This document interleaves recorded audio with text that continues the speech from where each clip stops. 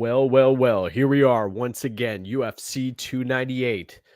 A fascinating matchup on our hands between two bantamweights. Well, we have one of the fighters who's made most of his money, most of his work has been accomplished at the flyweight level, and I'm speaking of the messenger, Triple C, Henry Cejudo, who's coming in at as a plus 180 underdog here in a matchup where he takes on Merab Dvalishvili, who is soaring.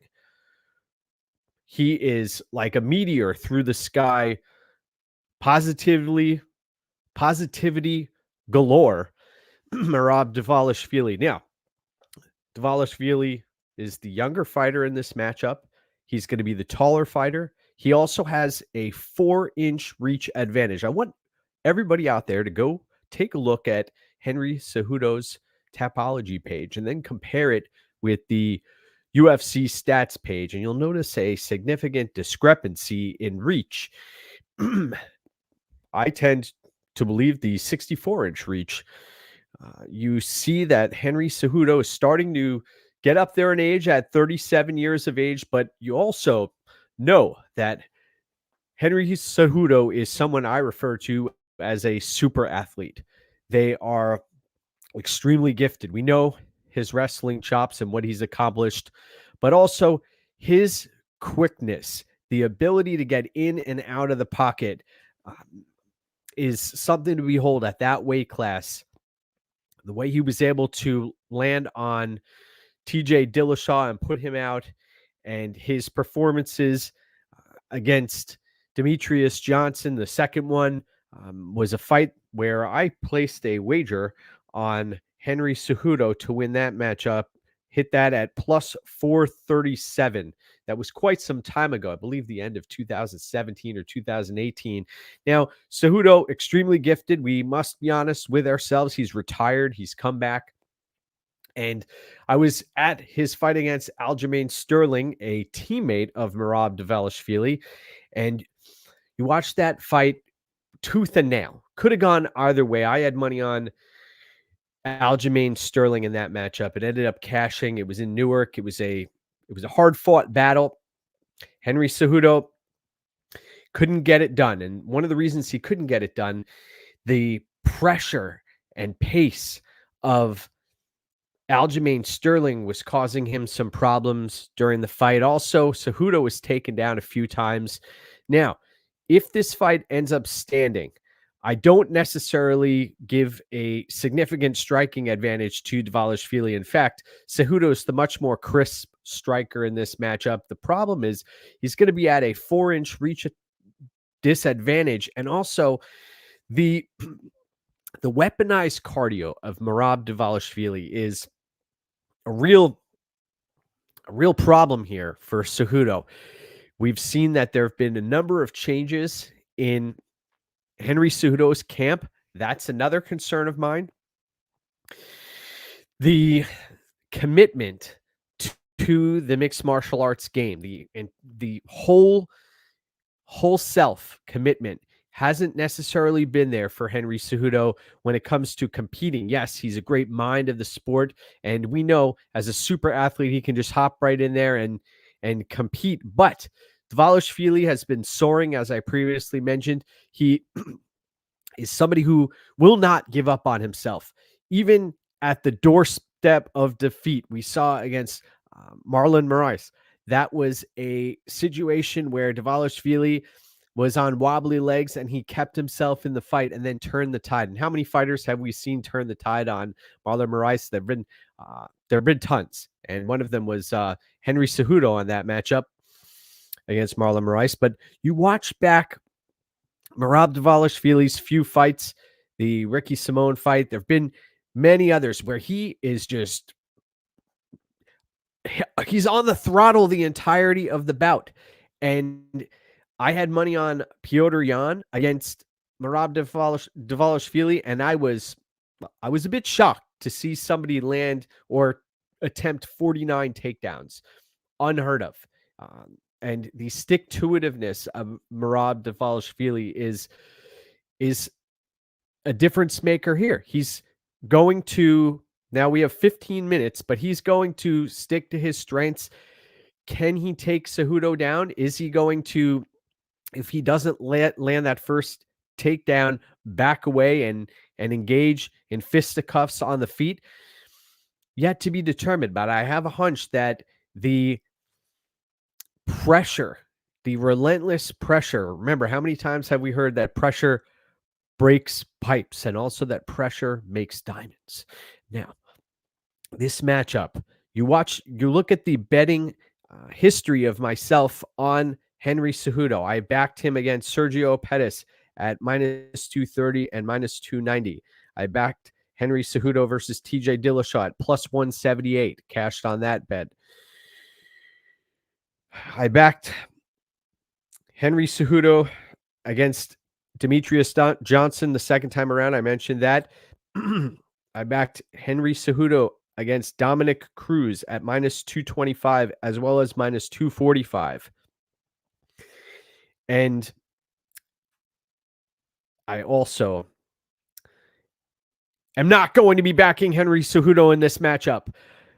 That may come as a shock to some, but I believe that Merab Dvalishvili is the rightful favorite. And as we get closer to this matchup, you see that Aljo has left this weight class. He left the 135-pound weight class, and this is now Merab Dvalishvili's time to shine.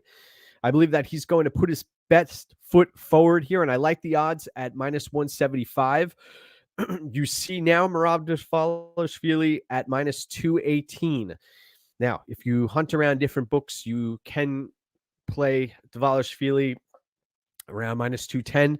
I believe that is a bit of a playable line as well. But cheers to those who were able to get in on Merab Dvalishvili earlier in the week, in the lead up to this fight.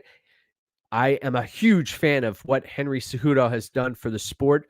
I believe that he's best suited down at 125 pounds. Now, he has a few wins up at bantamweight, but that is not his weight class. That is his claim to fame. I believe that Cejudo, he's going to be the much smaller fighter here. Now, has that caused a big problem for the folks like Demetrius Johnson, who are so athletically gifted? Cejudo's one of those fighters. Not necessarily, but in this case, I think that the pressure, the relentless pressure, and the confidence of Dvalishvili, he's somebody who hasn't been knocked out.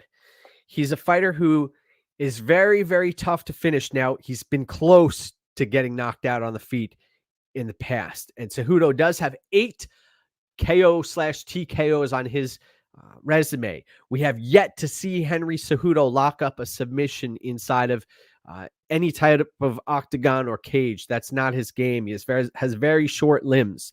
But a few things I'll give Henry Cejudo credit for are his his ability to get in and out of the pocket, his ability to strike with precision, and also the championship mentality. He could have folded up against Aljo when the going got tough, but he fought through that and went 5 hard rounds. Now, this is only 15 minutes. Now, I was thinking about, man, I wish this fight was 5 rounds. But on the other side of the coin, now you get max effort for 15 minutes from Merab Dvalishvili. Max effort from the machine. And if Cejudo can't finish him here, I think that Cejudo is going to be in some trouble. Now, I did go back and watch the Cody Stamann matchup. That was from a number of years ago. Very close fight. I had Cody Stamann was live in that fight. He fought extremely tough, and he gave Dvalishvili all that he could handle at times. But I don't think at this stage in his career, Cejudo is going to be able to push a pace that that is necessitated for victory here. It's a necessity for Henry Cejudo to put out volume and go for the kill, because that's his best chance at victory. He's going to have to finish Dvalishvili. I don't think Merab is going to shy away. Dvalishvili has defeated Jose Aldo, that was an incredible performance there when you consider the caliber of fighter of Jose Aldo.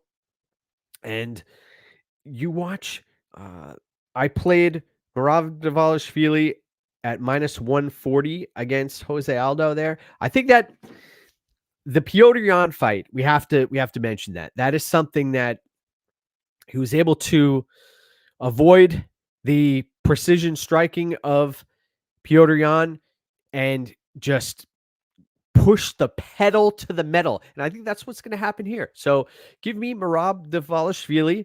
And I have so much respect for Henry Cejudo, but I think that his time has come and gone at this stage in his career. I think that it's Dvalishvili's time, and under the bright lights, I'm expecting Dvalishvili to win and earn a title shot here. So much on the line for both fighters as far as legacy goes. You can check my plays out at betmma.tips. You can look in the description of this channel for a link to my third-party tracked betting record, which is very hardy for many, many years, successful at this game. And we're going to continue on here one fight at a time. So give me Dvalishvili and enjoy the rest of your evening. Go watch that press conference later tonight and get ready for Saturday. Let's go, my brothers.